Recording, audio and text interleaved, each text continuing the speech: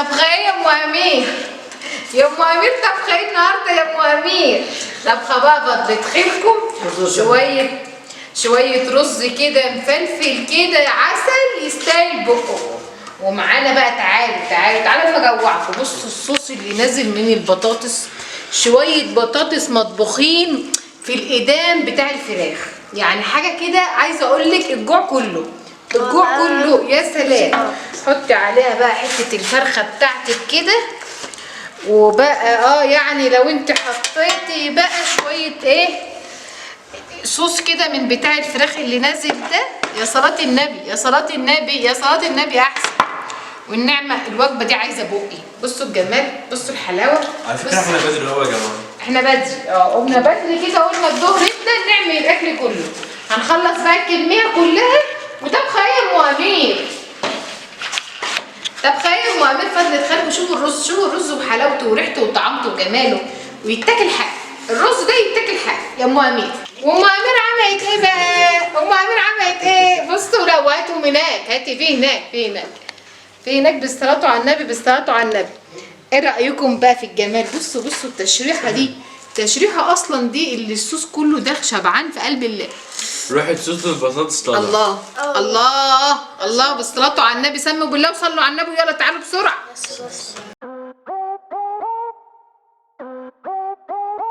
تعالوا بسرعة. يلا يا علي يلا يا علي. النهارده الخميس يا جماعه بقى، والنشوه ايه؟ عاملين لنا اكل بزياده. ايوه والله. بصوا الاكل حلو. كل واحد ليه يجي 30 وجبه. كل واحد ليه 20 وجبه. 20 و20 ولا 5 و5. احنا متعودين هنا اكبر تحدي اهو. شاهد عائله الاكيله هتاكل 300 وجبه 50 وجبه.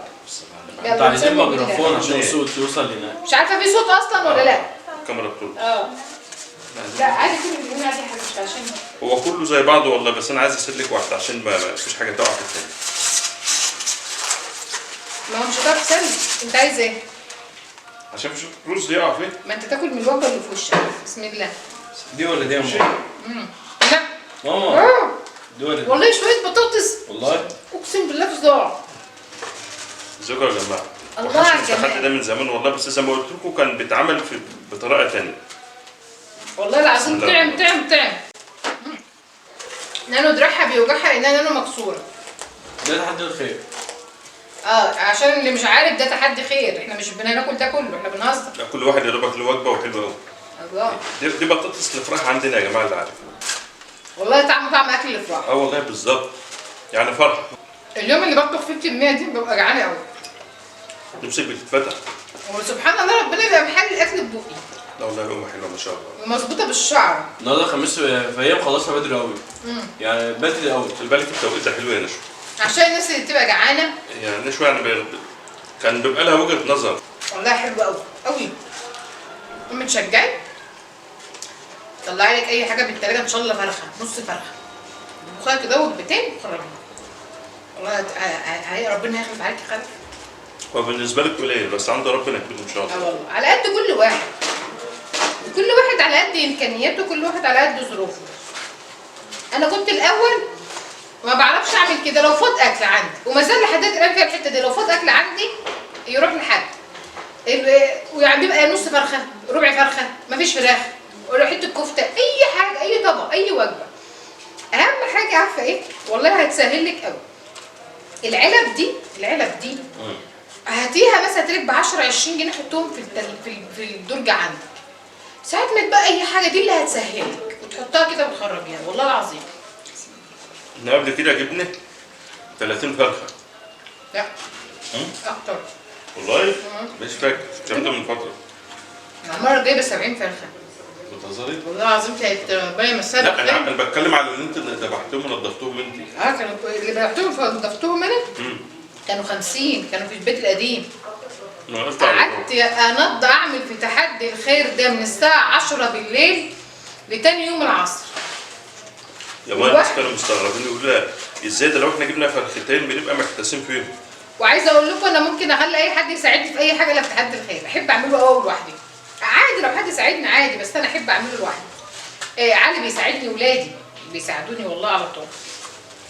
والله وجبه مشبعه قوي. شوفوا ما شاء الله. لا والله الاكله جامده. والله لقمه زي العسل. والله لا ياكلها لو كتر فيها الرز. والله الرز كتير والبطاطس كتير حاجه حلوه. لا ياكلها هيتبسط فعلا. والله العظيم تشبع اكتر من فرد، بس احنا عارفين فرد بزياده يعني. لا بس انت النهارده متوسعه برز زي بعض كل مره. والله والله. طب والله الاكل كله طلع قد بعض. والله لو ما فاتش غير شويه بطاطس. خلصتش. بركه دي بركه. كان مش نفسي شطاره ولا حاجه، بتبقى بركه. اهو الصوص جوه، خش هات لك طبق. والله هات لك حبه. بركه. هات لك حبه فطيره صغيره. لا مش حاطه صوص على الرز عشان اللي ما بيحبوش على الرز براحته. الصوص امير بيحبه كتير، لكن مش كل الناس بتحبه كتير. ما تقولش احنا ما بنعكش وجبات، احنا بنعكس دي بس. فانا حاسس ان ما تجيبش رز هنا ولا بره هنا. والله لقمه بتعمل. ما انت ما بتعملش بطاطس من دي اللي هي نشوف الطبيعي. البطاطس دي معروفه عندنا بتاعت الافراح. مش ما بتعملهاش ليه؟ نعمل عجيبه الفراخ قوي. مش بتاعت المطاعم يا جماعه، عايزه اقول لكم في فرق بين اكل المطاعم واكل الافراح. اكل الافراح بيبقى ليه طعم غير طعم المطاعم. احلى. احلى بكتير قوي قوي قوي. يعني الناس اللي في الارياف، خلاص يا امين، الناس اللي في الارياف وفي الحاجات دي هم هيفهموا يعني ايه طعم اكل الافراح. اكل الافراح كده ليه طعم، ليه ريحه. امير ابني متجنن على الصوص بتاع البطاطس. وسندوتشات طب مش البتاع عارفة برضه أجيبه. والله. طب تعالى اهو خلاص الوقت هقوم اجيب.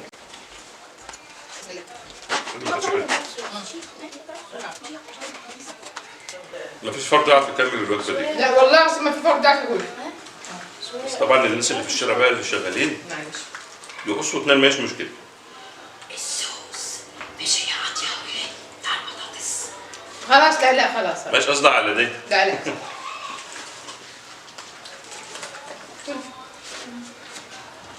تقعش كل يلا. والله ما حد انا لو انا يعرف. اللي بعمل الوجبات دي وبوزعها كان فاتن مني كل دي الصوصات دي، مسكت الحله وعلى امير كده. عايزني اجيب صوص البطاطس كله اللي نازل اغرقه بالرز، عشان امير بيحب الرز ياكل يبقى الرز طعم فيه كده. صوص كتير. هو حلو بس مش هينفع من الناس تاكل رز واحد- يبقى ابيض. واحد يجي يفتح العلبه كده تلاقي الرز معكوك، ما يبقاش لا منظر حلو. لا الرز يبقى ابيض. هو بقى يحط بالعرف بعد كل مربع فيه اصلا شويه. والله انا ما انت قادره اكمل نص الوجبه، والله العظيم ما ببالغ، والله وجبه محترمه يعني. يا رب يتقبل مننا. عايزه اقول كلمه اخيره.